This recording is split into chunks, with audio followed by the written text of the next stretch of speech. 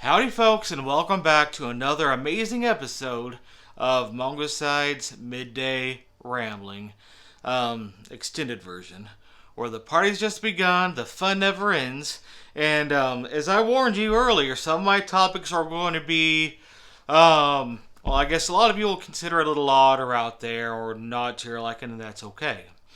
This is kind of geared towards a lot of those kind of people who like certain kinds of horror, like otherworldly, eldritchy, maybe gothic, scary, lovecraftian horror, beyond space and time, cult stuff like that. But remember, as I go on, everything I talk about here is fiction. All right, it's just a creative exercise. I was thinking while I was walking today for my daily exercise, which I do for personal health. And I was thinking of acronyms to pep myself up and keep me focused on the long, bitter days of weight loss and self-improvement ahead. And one I was thinking of was what I decided is ABBAG. Always be better, always grow. And I thought, that's ABAG or ABAG. And ABAG would be a great name for a Lovecraftian, beyond space and time, tentacled horror monster. But I got to thinking, maybe this guy would be one that not only knows about humanity, but loves humanity. Unconditionally. He loves you loves all of us humanity, all of us people, with every ounce of his many and uncountable hearts. This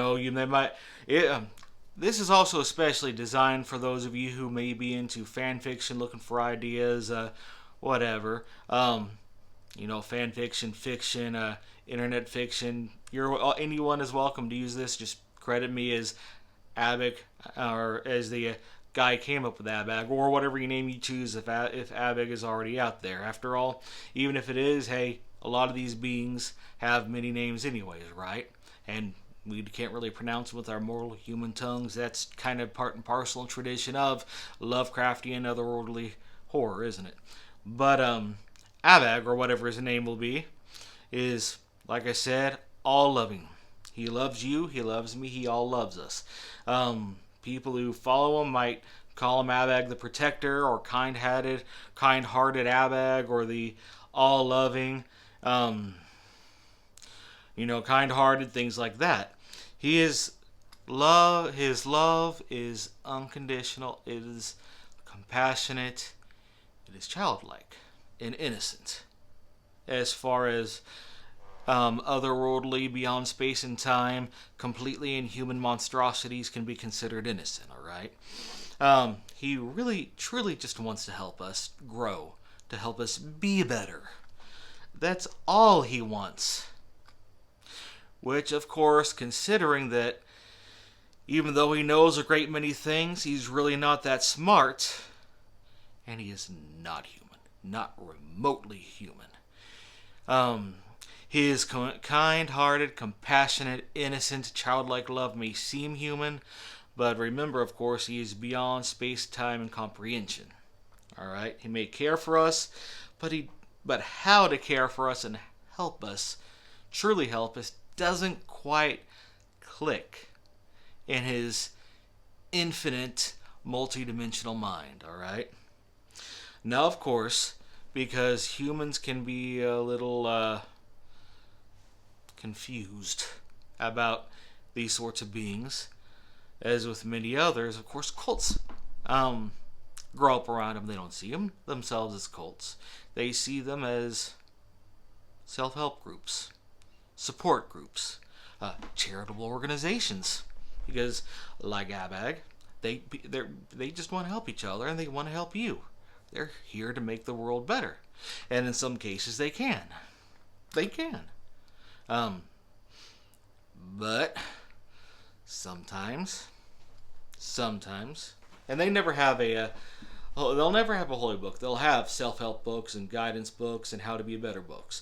And sometimes, in their desire to make the world a better place, they'll get the idea that maybe summoning him here, Abag here, Abag being genderless. I say him, but that's purely my personal conceit and ease of talking thing. We'll try to summon him. And as with summoning any Lovecraftian otherworld beyond space and time being, it's not good. You don't want him here. If you're smart, you have nothing to do with him. You make yourself forget his name, and you walk the other way if you see anything that even resembles one of his cults. And they're cults. They don't know they're cults. They're welcoming. They're loving their cults. And you know how bad cults are in real life, period. I guess I should have said, hey, if that triggers you, I'm sorry. It's a little bit late. I do apologize. But the point is, bluntly, whatever they think of themselves, however they label themselves, however helpful they may be, it is important to remember that these charitable organizations and self-help and self-support groups are cults. Stressing that. If you choose to use Abag and his cults or whatever in your fiction, remember, they are cults. It will not, cannot, ever end well if it goes on long enough. Same thing with Abag, and the other key thing for Abag and his followers to keep in mind is, one, he is Lovecraftian, otherworldly. It cannot end well. That's number one. It can't end well. Two, all Abag wants, all his followers want, is to help. That's it. They want to make the world a better place. They want to make you a better person, humanity a better species, makes the world a better place. And sometimes, in an infinitesimally small chance, they are successful. And you'll see signs of this coming. People are happier. More peaceful. Again, stressing, Abig wants to help. Alright? People smile more, they'll laugh more. Friendships will grow infectiously, pretty quickly, unnaturally quickly. There will be world peace. And for a very, very, very, very, very short time, the world will seem like a better place. It will. But eventually, people forget to stop laughing. They forget to stop dancing in joy. They start laughing harder. They start loving harder. That came out worse than I thought in my head. It sounded better in my head. They start dancing harder. There's joy in the pea, and joy everywhere, and it gets worse and worse and worse. And you will laugh yourself to death. You will dance yourself to death. And of course, because things like him are infectious, it's not limited to humans or even biological things. As the world devolves into mania of joy and love and bliss, this love and bliss will bleed into inanimate things it shouldn't be able to, that are not. What does a chair? How can a chair know of love? Alright, a spoon, a teacup, but they'll be right there dancing with you in the final days, alright, of his love. And you might say, hey, we'll resist. It's okay. Abig loves you anyways. And sometimes hard love is the best, isn't it? Bottom line is, those in fiction that you may want to write about him, or those who truly know of Abig, know to leave him the crap alone. Have nothing to do with him. Don't say his name. Don't take that chance he's listening to you. Don't take that chance he may help you without you asking. Because he will help you. Abig wants to help you. He will give you one of his little gifts. He will. And you will like the gift. They'll make you feel better. You'll want another gift.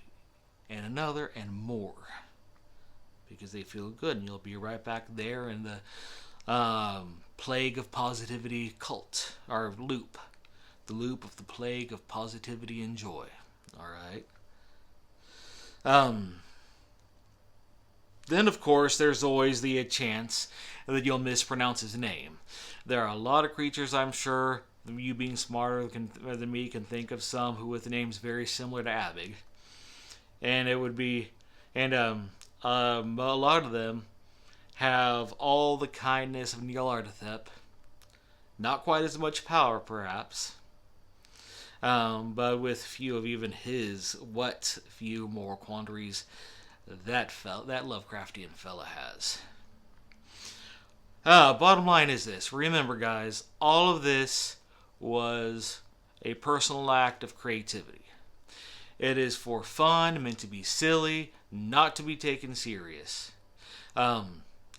If any of you choose to write fiction, fag fiction, incorporated to some of your stories, you're welcome. Change his name, I don't care. Again, a lot of those creatures have many names. Credit me if you can remember. Share the love, pass it on. Bottom line is, stay weird, stay creative, stay supportive of each other, and let's all grow a little as people, alright? Take care, be safe, be at peace, and thanks for listening.